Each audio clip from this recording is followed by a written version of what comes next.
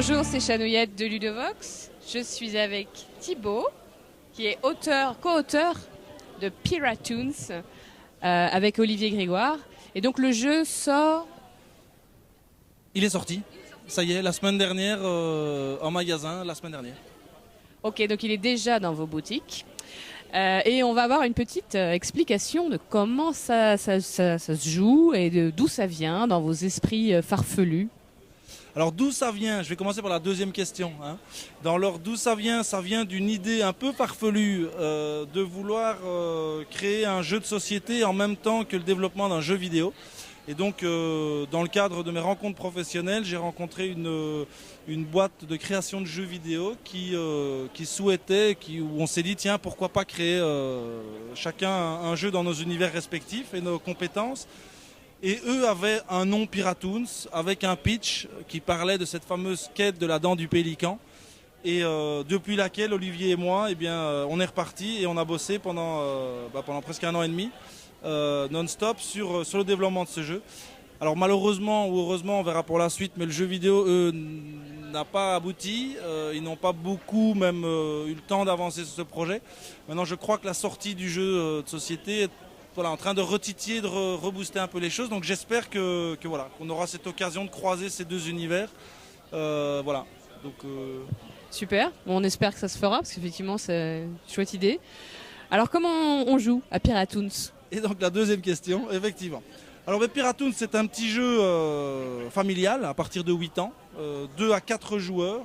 On a fait beaucoup de tests à plus, mais l'aspect fourbe et chaotique est beaucoup trop important. Qui se joue en 30 minutes, on va dire 25-30 minutes. Alors, ça se joue en 6 phases. L'objectif va être je vous parlais de cette fameuse quête de la dent du pélican, dont on a tous entendu parler. Depuis qu'on est tout petit, c'est un truc, et en même temps, on n'en a jamais vu vraiment, on n'a jamais rien palpé, et puis voilà. Et finalement, on s'est tous dit, mais c'est n'importe quoi ce truc. Et ben là, il semblerait que vraiment que non. Là, ça semble vraiment ressurgir du plus profond des flots et d'être un truc, donc voilà. Et donc là, c'est un peu l'émulsion partout, tout le monde se bouge et se dit, oulala, il faut que j'en fasse partie de cette quête. Et donc pour ça, il y a un tel engouement qu'il faut organiser, bon, on ne peut pas prendre tout le monde, on va devoir prendre que les meilleurs. Et donc on cherche les meilleurs capitaines pour pouvoir embarquer sur cette fameuse quête. Et pour cela, il va falloir justifier d'une construction la plus pertinente d'un bateau de pirate. Qui va être le plus gros bateau, le plus avenant, le plus rapide, le plus beau, le plus équipé, le plus tout ce qu'on veut, mais le plus en tout cas. Parce que tout le monde ne partira pas et c'est celui qui sera le plus qui l'aura. Le plus tout, exactement. Et donc voilà. Et donc au début, comme tu as devant toi Chanouillette, tout le monde a une poupe et une proue, d'accord, qui est différente, qui va être différente en fonction de chaque joueur. Cette proue qui se connecte ici assez bien, avec une connexion d'encre, une double encre, et sur laquelle tu remarques toute une série de types d'emplacements. Le hublot, le sabord, le quartier et le pont ou le mât. Je vais expliquer juste après, d'accord ? Et on part tous avec ceci pour démarrer sa construction. Ensuite, on va essayer, par un système que j'expliquerai après de pillage, d'agrandir son bateau avec une série de tuiles. D'accord ? Ces tuiles qui vont plus ou moins également bien se connecter, parfois qui vont bien se mettre juste à côté de chaque... voilà, je vais avoir 2 connexions impeccables. Et puis par contre, je vais essayer de l'agrandir, de prendre une tuile un peu plus grande. Mais là, d'un côté, je me retrouve avec une connexion qui est un peu moins bonne. Et je vais essayer au fur et à mesure d'optimiser ces bonnes connexions pour obtenir un bateau parfait. Mais ce qui est pas si évident que ça et qui nécessite un peu d'entraînement quand même, ou d'expérience en tout cas de capitainerie. D'accord ? Sur cela, pour résumer, nous allons essayer, parce que bon, c'est bien de construire un bateau, mais un bateau fantôme, bof. Donc voilà, il faut du monde dedans, il faut être un peu équipé, on ne part pas pour n'importe quelle quête. Et donc on a une série de tuiles qui sont des tuiles équipement et qui vont se positionner sur des emplacements bien précis. C'est-à-dire qu'ici, par exemple, on a une tuile pont de la famille des ponts, donc qui est un gouvernail et qui va donc venir se mettre sur un pont, d'accord ? Alors on a une autre tuile pont ici, parce qu'il y a différentes sortes et j'expliquerai après. On a une tuile hublot, par exemple, qui va venir sur les hublots. On a des tuiles fenêtres qui viennent sur les fenêtres. On a des tuiles, là j'ai une autre fenêtre.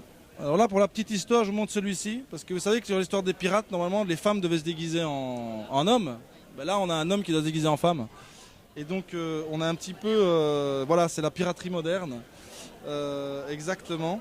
Et je cherche un autre, voilà, un sabord par exemple, qui est un sabord canon et qui va sur un sabord, puisque contour, d'accord, chacune des tuiles va aller sur un endroit bien spécifique, d'accord, et ne peut pas aller ailleurs évidemment, d'accord. Alors, à côté de cela, il y a des mâts, des voiles, d'accord, que l'on va pouvoir empiler jusqu'à un certain niveau, parce que ça ne peut jamais dépasser la taille de la tuile. Donc par exemple ici, je pourrais en maximum 3, puisque sinon ça sortirait du cadre, qui vont me permettre d'essayer d'obtenir le bateau le plus rapide, notamment, d'accord. Alors, ensuite, ces tuiles équipements, pardon, elles vont par groupe de 3. C'est-à-dire que j'essaye en même temps que je vous parle de trouver, voilà, une série. Alors par exemple sur cette série des ponts, je prends, il y a 3 tuiles différentes. Il y a ça pour les fenêtres, il y a ça pour les sabords et il y a ça pour les hublots, d'accord. Et chacune de ces tuiles existe en 3 exemplaires. L'enjeu étant que si on réussit à obtenir 3 fois exactement le même personnage ou équipement sur son bateau, on va avoir des bonus de points plus importants. Si on réussit à obtenir une série des 3 différentes sur un même type, on va également avoir des bonus de points. Et il y a une petite valorisation, un petit bonus également pour un double d'une même série. Vous comprenez vite qu'il y a une certaine rareté, qu'on est tous à se battre pour ces mêmes choses et que donc ça ne va pas être si évident que ça. Alors, enfin, comment tout cela se passe-t-il? À chaque tour de jeu, il y a un capitaine, d'accord? Et nous serons tous capitaines à notre tour. Le capitaine est responsable d'une première chose, c'est-à-dire que c'est lui qui va ouvrir le coffre, charger le coffre d'une des piles préalablement préparées. Il y avait 8 piles de 6 tuiles qui sont des compteurs de tours également, puisque le jeu se joue en 8 tours, d'accord. Va positionner 3 tuiles bateau dans le coffre, va refermer le coffre, va retourner le coffre, et le coffre est prêt au pillage. Et là, c'est lui qui va lancer la poudre à canon et qui va ouvrir le coffre à partir du moment auquel tous les joueurs vont découvrir non seulement ce qui existe comme tuiles et qui vont essayer de les remporter grâce à leurs pirates. Pour cela, ça c'est dans le temps du sablier. Alors le temps du sablier, il est important, c'est un temps minimum. C'est-à-dire que c'est 15 secondes, mais ça pourrait être beaucoup plus. Tant qu'un pirate, à partir du moment où le sablier est terminé, personne ne peut stopper le pillage.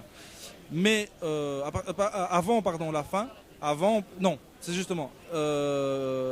c'est la fatigue déjà. Avant les 15 secondes, personne ne peut le stopper. Mais à partir du moment où il est terminé, n'importe qui, autour de n'importe quel pirate, peut dire stop, dans quel cas, même si je suis juste au-dessus, je devrais m'arrêter et je ne pourrai pas prendre la tuile. Ensuite, donc cette phase au moment de l'ouverture du coffre, de ce trésor, il y a donc la phase de pillage. Cette phase de pillage, c'est un petit peu la phase fourbe et chaotique du jeu. C'est un pillage et on est pirate. Elle va se passer de la manière suivante, c'est-à-dire qu'on a tous un équipage de 6 pirates, meeple, d'accord, qui vont essayer de gagner les majorités sur les tuiles, d'accord. Ça sera donc un jeu de majorité à la fin sur les tuiles, pour gagner en tout cas. Alors, pour gagner les tuiles. Mais attention, donc le pillage c'est bien, c'est fourbe, il est un peu chaotique, mais il y a quand même ce fameux CIP qu'on a tous étudié par cœur depuis qu'on est tout petit, qu'on oublie parfois un peu, qui est ce fameux code international de la piraterie. Bon, je vais rappeler les quelques principes pour ceux qui auraient oublié. C'est que on a tous un crochet, une de nos mains est un crochet, donc on ne peut jouer qu'avec une seule main. On l'oublie parfois, on est devenu tellement habitué mais non, on ne saura jouer qu'avec une seule main pour ce truc. Ensuite, autre règle, c'est qu'il est interdit d'égrener ces pirates et donc de les semer, de laisser sa main au-dessus et de les semer, bloquant la vue aux autres pirates et risquant le blasphème, voire le bannissement. Voilà. Par contre, on va faire des allers-retours, on va se mettre au coin du coffre, chacun on sera à des endroits, et on va pouvoir venir placer un ou plusieurs à la fois, mais on doit faire des allers-retours. Je peux par contre toujours venir également rajouter un pirate. Autre petite chose, c'est qu'un pirate qui s'attaque sur une tuile ne va jamais pouvoir se déplacer. Donc il ne va pas pouvoir changer d'avis et se déplacer. Voilà, il y est. Et enfin, attention, risque de bannissement pour tout pirate qui serait, on va dire, maladroit, pour ne pas dire mal intentionné, et qui renverserait les pirates des adversaires. Là, il serait automatiquement banni du pillage en cours et il ne pourra pas utiliser. Ensuite, c'est une résolution de majorité, d'accord? Donc imaginons que tu es ceci et ceci, on est en égalité et les égalités s'annulent, donc personne ne gagnerait la tuile. Si nous sommes 3 joueurs, il y a une petite chose supplémentaire qui va se passer, c'est que les égalités vont s'annuler, mais vont pouvoir s'annuler au profit, dans ce cas-ci par exemple, d'un 3e joueur qui viendrait se positionner, d'accord? Donc principe déjà connu de d'autres jeux, où ici ces deux-là rentreraient chez eux bredouille et lui gagnerait la tuile. Et donc voilà. Et ensuite, il y aura une phase d'enchère à la chinoise, c'est-à-dire une enchère pour récupérer les tuiles qui n'auraient pas été gagnées avant de les jeter à la mer. Donc imaginons, on a réparti un peu, on a résolu les conflits, chacun a repris ses tuiles, on est en train de faire son truc. Il reste 2-3 tuiles dans le coffre. On va faire l'enchère à la chinoise, donc tout le monde va choisir de 0 à X doublons dans sa main. On va tous le mettre au-dessus du coffre et on va ouvrir. Là aussi, les égalités vont s'annuler. Et celui qui a misé le plus va choisir en premier une seule tuile. Ensuite, le deuxième, une seule tuile. On ne prendra jamais qu'une seule tuile. Et si, suite à cela, il reste encore des tuiles, les tuiles bateaux sont jetées à la mer et elles coulent, elles ne reviendront plus. Donc ces connexions-là ne seront plus possibles. Les tuiles équipement, par contre, vont être jetées à la mer, mais elles vont flotter au bord du coffre. Elles vont flotter le temps d'un tour et reviendront à l'enchère suivante. Ce qui va permettre d'anticiper aussi un certain nombre de prises. Et donc voilà. Et en fait, pendant tout le jeu, on est en construction de son bateau, d'optimisation des bonnes connexions, d'espace, puisque je pourrais par exemple remplacer, si j'ai je m'engage dans quelque chose que et pourtant que je connais bien, mais en fait non, l'optimisation c'est parce qu'il y a un petit truc entre les ponts et les voiles. Imaginons ce cas de figure-ci. Je suis sur un 3 étages ici, donc je ne peux mettre qu'une seule voile, et là aussi. Et je récupère une voile, d'accord? Là je peux toujours décider de faire monter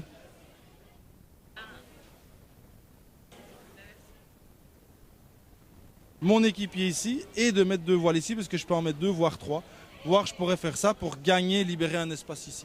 Donc il y a des petites choses, réorganiser toujours. Également aussi important pour toutes les connexions qui parfois sont à droite, à gauche, et qu'on peut se rendre compte qu'on peut, avec un peu d'observation, les remettre pour optimiser nos bonnes et nos mauvaises connexions, Et donc voilà.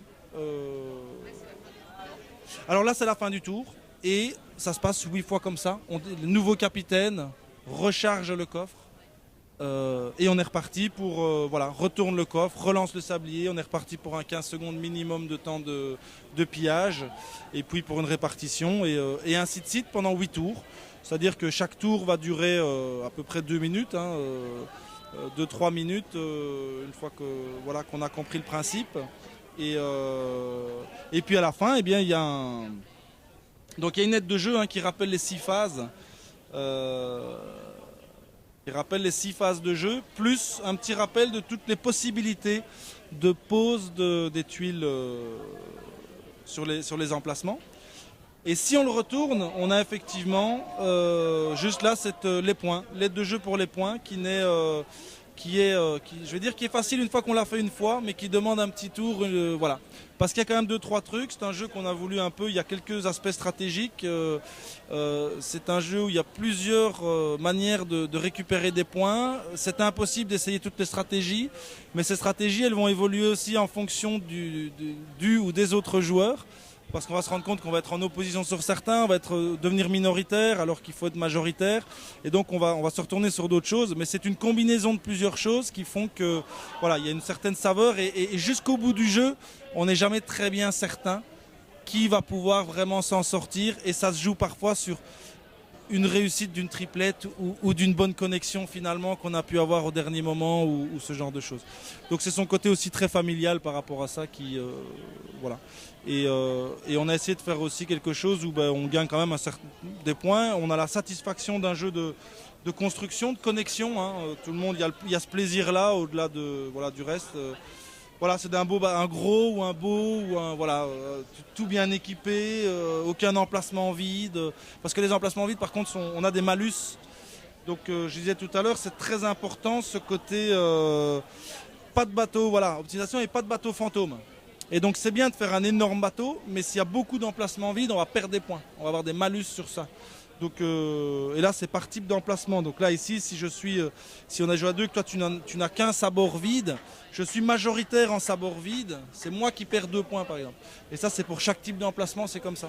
Donc il y a des choses sur lesquelles il faut... voilà. Et là on est toujours effectivement donc, en interaction avec les autres joueurs, parce qu'on peut être premier ou deuxième très vite, ou passer troisième parce qu'un a juste remis une tuile en plus, et donc il faut essayer de revenir dessus, ou ce genre de choses.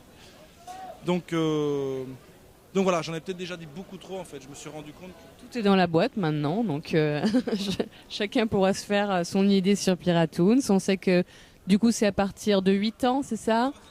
Pour des parties d'une demi-heure, pour 2 à 4 joueurs, donc format familial plus quand même. Moi je sais pas, non, sincèrement j'ai joué avec beaucoup, on a fait beaucoup de tests, même moi j'ai des enfants qui jouent à 7 ans, qui sont pas vraiment gros joueurs. Alors c'est sûr que tout n'était pas là, ils n'avaient pas toute la stratégie, ils se focalisaient sur une chose ou sur une autre, mais il y avait le réel plaisir et possibilité de jouer. Donc après, est-ce que le jeu doit être, voilà. Mais voilà, et qui voulaient refaire des parties, qui les ont enchaînées, alors voilà, c'est peut-être familial plus, mais je crois que c'est quand même assez familial. Merci beaucoup Thibaut, c'est très clair. Et puis, je t'en prie. Merci à vous, à bientôt.